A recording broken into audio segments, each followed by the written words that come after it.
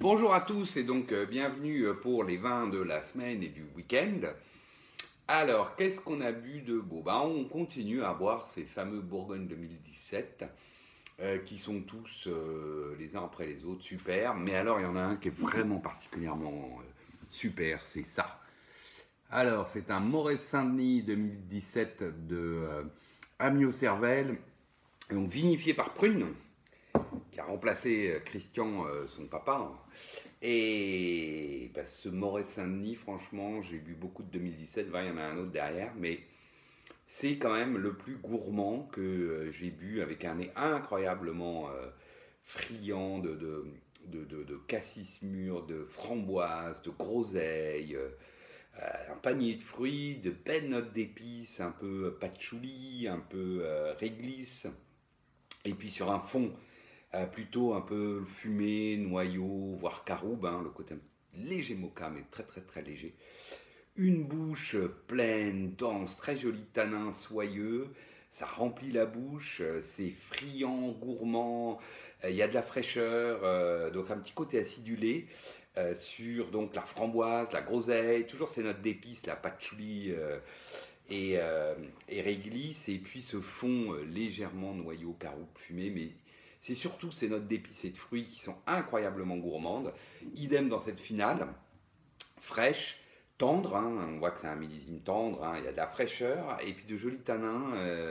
Donc c'est vraiment un très joli vin, une énorme gourmandise, et c'est peut-être le plus gourmand des 2017 que j'ai bu jusqu'à maintenant, et j'en ai ouvert pas mal. Et d'ailleurs, un autre. Alors celui-là, il se boit aussi déjà très bien. C'est un Gevrey-Chambertin aux Ételois 2017, donc de David et Nicolas Rossignol-Trappet. Alors là, on va changer un peu de catégorie. C'est un excellent vin, bien sûr. On a ce petit côté au départ friand, gourmand de 2017, avec un nez plutôt cassis, là en l'occurrence. Les notes d'épices typées réglisse. Et puis tout d'un coup, on a un côté très tellurique, terrien, un côté qui ramène là au sol, qui est assez incroyable, sur un fond très légèrement fumé mocha, mais surtout fumé d'ailleurs, mais qui est assez incroyable. Ensuite, on a une belle bouche, alors là, c'est plus droit, c'est moins ample, moins gourmand, c'est plus droit. Les tanins sont extrêmement fins, très soyeux. Une belle intensité, il y a de la profondeur dans ce vin. Et à nouveau, après la framboise et la groseille, typique de 2017, très fruit qui arrive, on va avoir ce côté plus tellurique, plus profond, plus terrien. Voilà, très très joli. Ensuite, jolie finale, fraîche, droite, profonde, avec donc toujours ce côté fruit au départ, très agréable, framboise, groseille, ensuite les épices, et puis toujours ce côté assez terrien et ce fond légèrement fumé. C'est un très joli ételois. Il est un peu tôt pour le boire, certes. Je dirais que 3-5 ans lui feront pas de mal, mais ça se boit déjà très très bien. C'est déjà d'une très jolie complexité. Et on pourra l'attendre tranquillement, justement, 3-5 ans. Alors ensuite, qu'est-ce qu'on a bu? Un autre 2017 encore, que celui-là j'avais rapporté cet été. Alors une cuvée au départ que j'aime beaucoup, donc j'ai bu quelques millésimes que j'avais trouvé très réussi. Donc c'est le domaine Madlock, la cuvée très Madoc, en Collioure, c'est un Collioure en blanc. Donc c'est Gaillard, c'est la fille, je crois, Gaillard qui s'occupe du domaine. Donc une cuvée que j'appréciais bien. Et là, sur ce 2017, je dois dire que je mets le nez au-dessus du verre, et là je me dis, oh, bizarre. Ça fait très chardonnay au départ, avec un côté entre réduction fumée, boisé élevage vanille. C'est assez surprenant. Ensuite arrivent effectivement des notes plus classiques pour un vin du Roussillon, pour un Collioure blanc. Des notes de pommes, puis ensuite le côté un petit peu miel, puis ensuite surtout le foin, l'herbe séchée, qui sont assez, je veux dire, traditionnels de ces vins, sur un fond un peu amande. La bouche c'est pareil. Alors elle est belle, elle est jolie, elle est pleine, une jolie matière. Il y a juste ce qu'il faut de gras, il y a une belle droiture.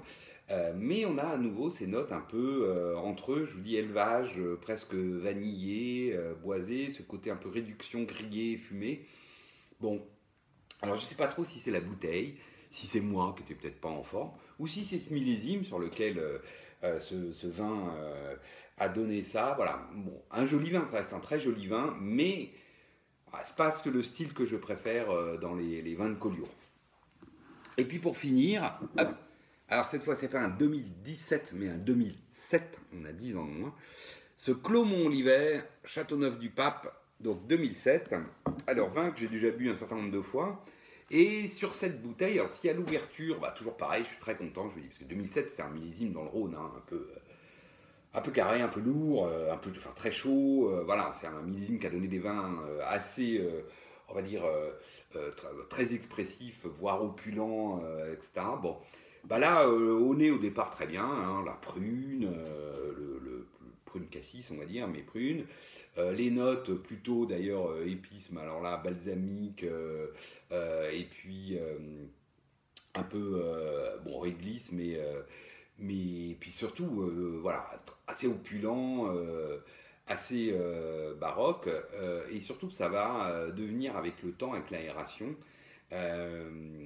presque écœurant en fait.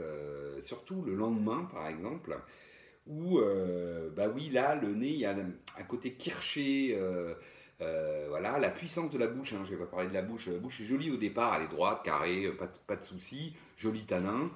Euh, et puis donc toujours sur la prune, avec un côté cerise kirschée, un fond cacao, mais avec l'aération et le lendemain, bah, tout ça devient presque écœurant.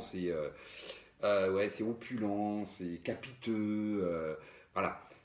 Bon, je ne sais pas si c'est cette bouteille ou si c'est moi qui avais mieux goûté les précédentes, mais autant à l'ouverture, dans l'heure qui a suivi, c'était agréable. On n'était pas dans le too much, autant dès le lendemain, bah, on est tombé dans moi ce que j'aime pas à Châteauneuf, tout simplement. Hein, c'est les vins too much. Voilà. Bon, bah, en tout cas, je vous souhaite à tous de boire d'excellents vins cette semaine, moins capiteux et moins exubérants. Enfin, pour ceux qui aiment les vins moins capiteux et moins exubérants, hein, ceux qui aiment ça, je peux que leur souhaiter de boire ce genre de bouteille. Et puis, bah, nous, on a été à la cave, on a ramené beaucoup de 2010 pour fêter les 10 ans du millésime.